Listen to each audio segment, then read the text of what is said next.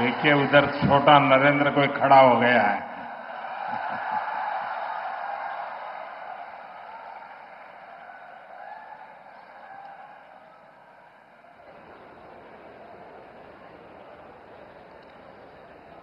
साथियों, इस समय देश भर में गणेश उत्सव का एक अद्भुत उत्साह है। गणपति बापा के आशीर्वाद से आज गुजरात के विकास से जुड़ी अनेक परियोजनाओं का भी श्री गणेश हुआ है।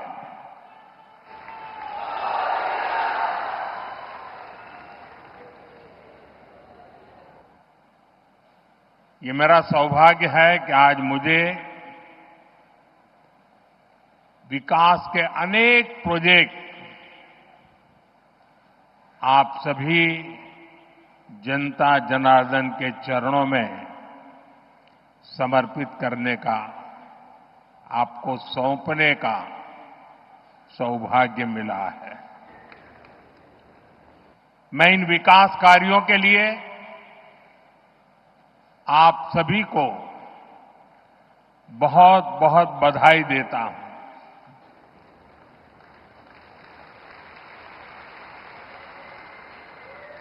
साथियों,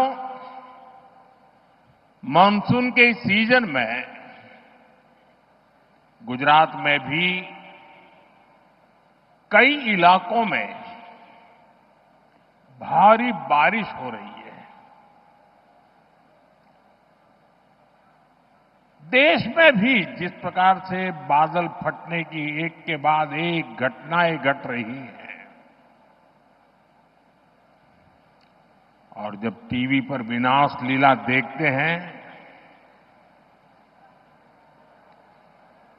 तो अपने आप को संभालना मुश्किल हो जाता है।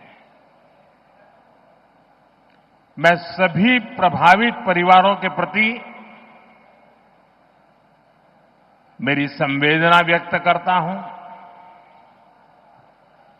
प्रकृति का ये प्रकोप पूरे मानव जात के लिए, पूरे विश्व के लिए, पूरे देश के लिए चुनौती बना हुआ है। केंद्र सरकार सभी राज्य सरकारों के साथ मिलकर राहत और बचाव के काम में जुटी हुई है। साथियों, गुजरात की ये धरती दो मोहन की धरती है।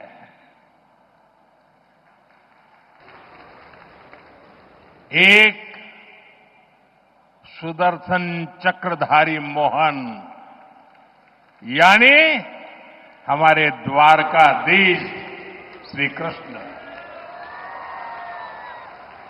और दूसरे चरखाधारी मोहन यानी साबरमती के संत पूज्य बापू।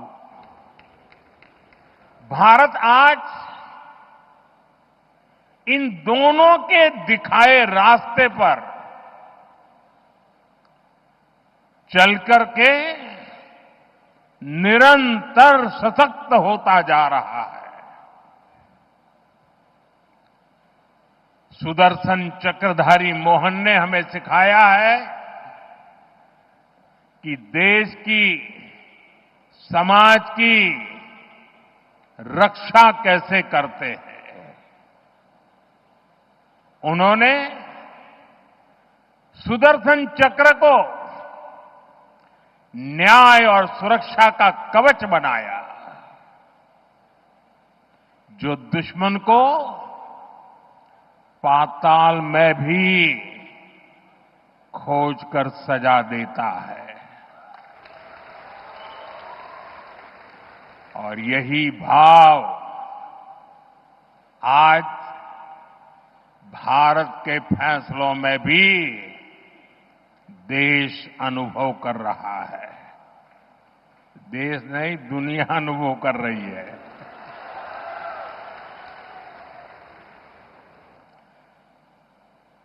આપણા ગુજરાતે તો અને અમદાવાદે બધા જૂના કેવા દિવસો જોયા છે, જ્યારે હુલ્લડબાજો, ચક્કા ચલાવનારાઓ પતંગમાં લડાઈ કરીને લોકોને ઢાળી દે, કર્ફ્યુમાં જીવન ગુજારવું પડે, વાર તહેવારે અમદાવાદની ધરતી રક્ત રંજીત થઈ જતી હતી। आतताइयों, ये हमारा खून बहाते थे और दिल्ली में बैठी कांग्रेस सरकार कुछ नहीं करती थी।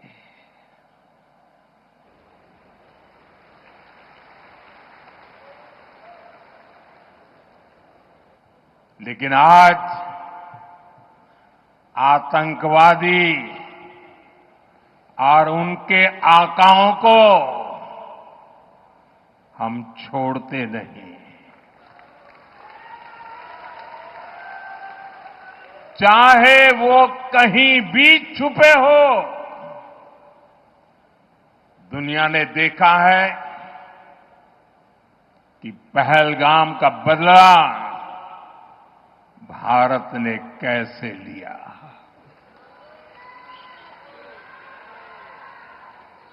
बावीस मिनिट में બધું સફા ચટ કરી નાખ્યું।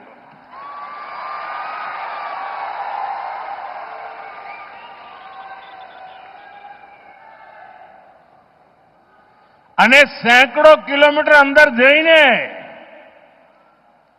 નક્કી કરેલા નિશાન પર જ વાર કરીને આતંકવાદની નાભી પર હુમલો કર્યો આપણે।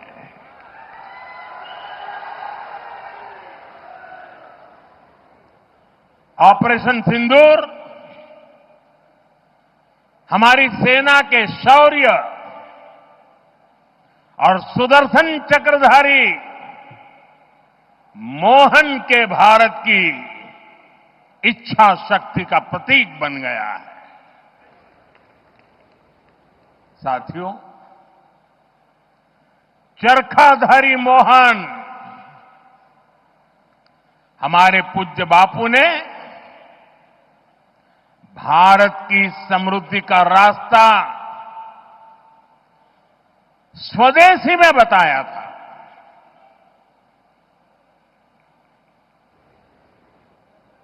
हमारे यहां साबरमती आश्रम है। ये आश्रम इस बात का साक्षी है कि जिस पार्टी ने उनका नाम लेकर दशकों तक सत्ता सुख भोगते रहे, उसने बापू की आत्मा को कुचल दिया। उसने स्वदेशी के बापू के मंत्र के साथ क्या किया? आज आपने पिछले कई वर्षों से जो दिन रात गांधी के नाम पर अपनी गाड़ी चलाते हैं, एक बार भी उनके मुंह से न स्वच्छता शब्द सुना होगा, न स्वदेशी शब्द सुना होगा।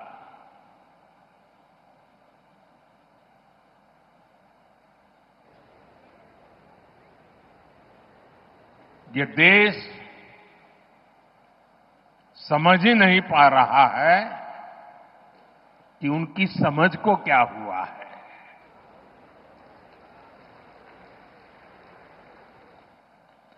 60-65 साल देश पर शासन करने वाली कांग्रेस ने भारत को दूसरे देशों पर निर्भर रखा ताकि वो सरकार में बैठे बैठे इंपोर्ट में भी खेल कर सकें, घोटाले कर सकें। लेकिन आज भारत ने आत्मनिर्भरता को विकसित भारत के निर्माण का आधार बना दिया है। अपने किसानों, अपने मछुआरों, अपने पशुपालकों, अपने उद्यमियों के दम पर भारत तेजी से विकास के रास्ते पर चल रहा है। आत्मनिर्भरता के रास्ते पर आगे बढ़ रहा है। અને આપણા ગુજરાતમાં તો પશુપાલકો એટલી બધી સંખ્યામાં છે અને આપણા ડેરી સેક્ટરની તાકાત જુઓ ને। હું આજે જ હમણાં ફિજીના પ્રધાનમંત્રી સાથે મીટિંગ કરીને આવી રહ્યો છું। એ પણ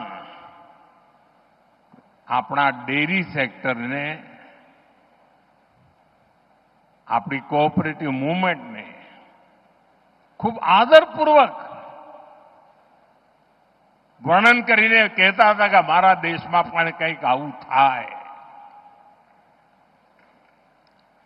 સાથીઓ, આપણા પશુપાલકોએ અને પશુપાલનમાં તો ગુજરાતમાં બહેનોનું સૌથી મોટું યોગદાન હોય છે। આ બહેનોએ પશુપાલન કરીને આપણા ડેરી સેક્ટરને મજબૂત બનાવ્યું, આત્મનિર્ભર બનાવ્યું અને આજે ચારે તરફ એના જયગાન ચાલી રહ્યા છે। लेकिन साथियों, आप सभी आज दुनिया में आर्थिक स्वार्थ वाली राजनीति सब कोई अपना करने में लगा है। उसे हम भली भांति देख रहे हैं। मैं अहमदाबाद की इस धरती से अपने लघु उद्यमियों से कहूंगा, मेरे छोटे छोटे दुकानदार भाई बहनों से कहूंगा, मेरे किसान भाइयों से कहूंगा, मेरे पशुपालक भाई बहन से कहूंगा, और मैं गांधी की धरती पे से बोल रहा हूं, मेरे देश के लघु उद्यमी हो, किसान हो, पशुपालक हो, हर किसी के लिए मैं आपको बार बार वादा करता हूं, मोदी के लिए आपके हित सर्वोपरि है।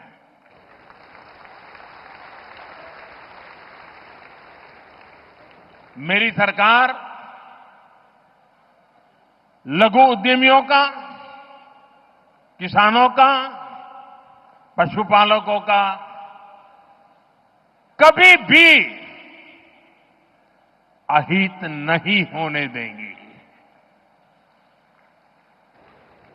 दबाव कितना ही क्यों ना आए, हम झेलने की अपनी ताकत बढ़ाते जाएंगे।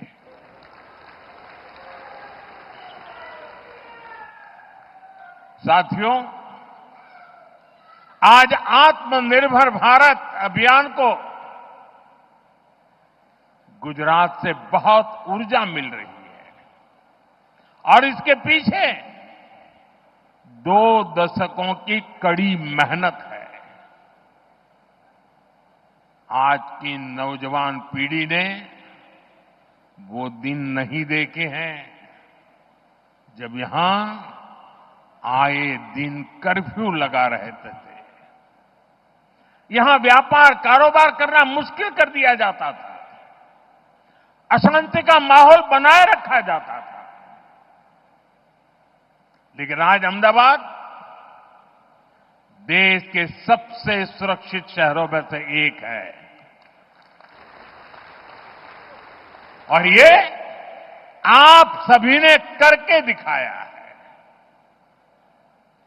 साथियों, गुजरात में शांति और सुरक्षा का जो ये वातावरण बना है, इसके सुखद परिणाम हम चारों तरफ देख रहे हैं। आज हर प्रकार की इंडस्ट्री का विस्तार गुजरात की धरती पर हो रहा है। पूरा गुजरात ये देखकर गर्व करता है कि कैसे हमारा राज्य मैन्युफैक्चरिंग हब बन गया है। તમને ખબર હશે, તમારામાંથી જે વડીલ ભાઈ બહેનો હશે, જ્યારે ગુજરાતને અલગ થવાનું એક આંદોલન ચાલતું હતું, મહાગુજરાત આંદોલન, ત્યારે અનેક લોકો આપણને કહે કે તમારા ગુજરાત જુદું કરીને શું કરશો, ભૂખે મરશો, એવું કહે। તમારી પાસે છે શું? न कोई खनिज છે, न 12 બહુ નદીઓ છે, 10 વર્ષમાં 7 વર્ષ દુકાળ પડે છે, ન ખાણ ખનીજ હોય, ન કોઈ એવા ઉદ્યોગ ધંધા હોય, ખેતી ના હોય અને ઓછામાં પૂરું અહીંયા રણ હોય અને પેલી બાજુ પાકિસ્તાન હોય। કરશો શું એવું કહેતા। મીઠા સિવાય તમારી પાસે છે શું એવું કહેતા। મજાક ઉડાવતા। પરંતુ ગુજરાતને માથે જ્યારે જવાબદારી આવી કે હવે આપણે આપણા પગ ઉપર ઉભા રહેવાનું છે, આ ગુજરાતના લોકોએ પાછી પાની કરી નહીં અને આજે તમારી પાસે શું છે કહેનારાઓને, અમારી પાસે ડાયમંડ નથી ભાઈ, એકે ડાયમંડની ખાણ નથી, પણ દુનિયામાં 10માંથી 9 ડાયમંડ મારી ગુજરાતની ધરતી પરથી આગળ વધતા હોય છે।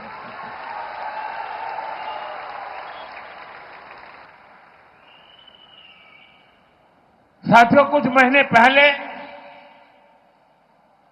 मैं दाहोद में आया था। वहां की रेल फैक्ट्री में ताकतवर इलेक्ट्रिक लोकोमोटिव इंजन बन रहे हैं। आज गुजरात में बने मेट्रो कोच दूसरे देशों को एक्सपोर्ट हो रहे हैं। इसके अलावा मोटरसाइकिल हो, कार हो, गुजरात में बहुत बड़ी संख्या में उसका प्रोडक्शन हो रहा है, मैन्युफैक्चरिंग हो रहा है।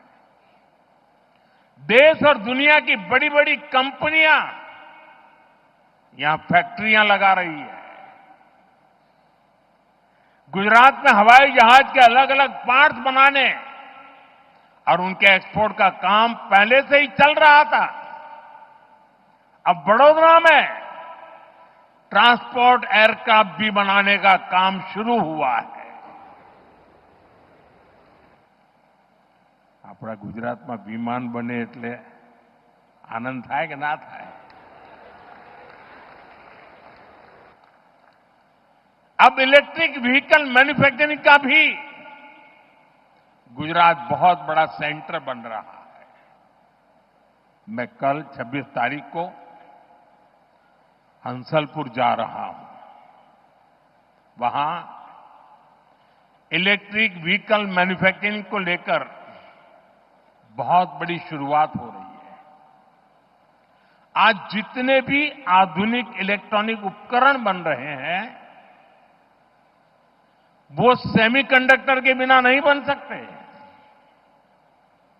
गुजरात अब सेमीकंडक्टर सेक्टर में भी बड़ा नाम करने जा रहा है। टेक्सटाइल हो, जेम्स एंड ज्वेलरी हो, गुजरात की पहचान बन चुकी है। दवाएं हो, वैक्सीन हो, ऐसे फार्मा उत्पादन के मामले में भी देश का करीब करीब 1/3 एक्सपोर्ट गुजरात से होता है। साथियों, आज भारत सौर, पवन और परमाणु ऊर्जा के मामले में तेजी से आगे बढ़ रहा है। इसमें गुजरात की भागीदारी सबसे अधिक है। હમણાં હું એરપોર્ટથી આવતો હતો, ભવ્ય રોડ શો કર્યો. વાહ, કમાલ કરી આપે. પણ રોડ શો તો ભવ્ય હતો, પણ લોકો ધાબા ઉપર ઉભા હોય, બાલ્કનીમાં ઉભા હોય, તો સ્વાભાવિક રીતે હું એમને આદરપૂર્વક નમન કરતો હતો. પરંતુ મારી નજર ફરતી હતી ચારે બાજુ અને મેં જોયું કે લગભગ મોટા ભાગના ઘરોના ધાબામાં રૂફટોપ સોલાર પાવરના પ્લાન્ટ દેખાતા હતા.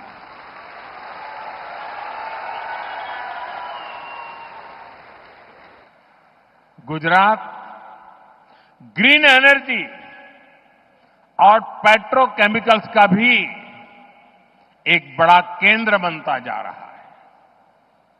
गुजरात देश की पेट्रोकेमिकल जरूरतों को पूरा करने में भी बड़ी भूमिका निभा रहा है. जो हमारा प्लास्टिक उद्योग है, सिंथेटिक फाइबर है, फर्टिलाइजर है, दवाएं हैं, पेंट इंडस्ट्री है, कॉस्मेटिक्स है, इनका सबसे बड़ा आधार पेट्रोकेमिकल सेक्टर ही है.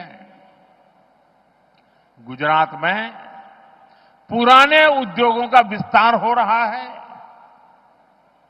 મને યાદ છે, આપણે ઘણીવાર માથે હાથ મૂકીને રડતા જ રહેતા હતા.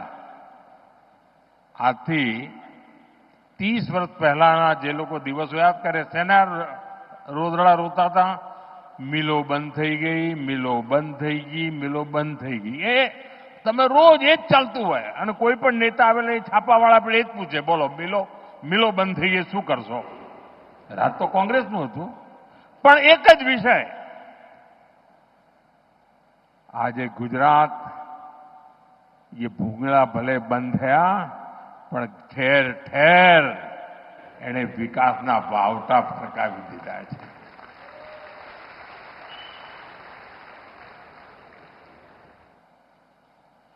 नए उद्योगों की नींव रखी जा रही है और ये सारे प्रयास आत्मनिर्भर भारत को मजबूत कर रहे हैं.